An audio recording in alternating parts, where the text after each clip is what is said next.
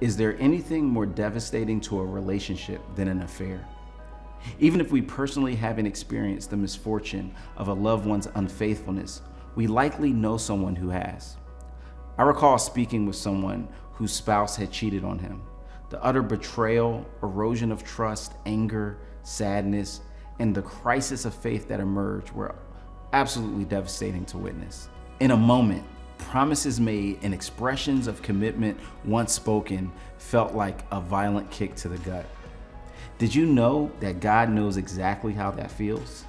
In the book of Jeremiah, God revealed that in his relationship with Israel, he experienced the betrayal like a husband whose wife had cheated. God recalled the early days of the relationship in Jeremiah 2:2. I remember the devotion of your youth, how as a bride you loved me and followed me through the wilderness. At Mount Sinai, God had proposed to be their God, and the people said yes enthusiastically.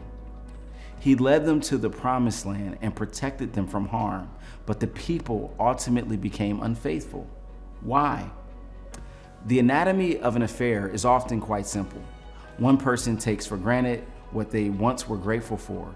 Complaints replace compliments, and what's missing becomes more emphasized than what's present. The eye begins to wander and search for another source of satisfaction.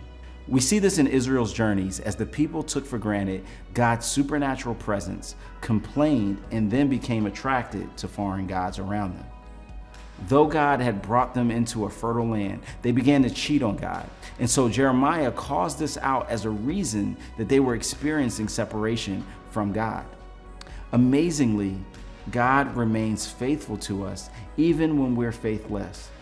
He waits to welcome us with open arms even after we've put other things before him. What might be competing with your affection for God?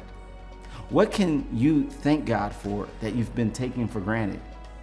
God invites us to renew our vows to him today.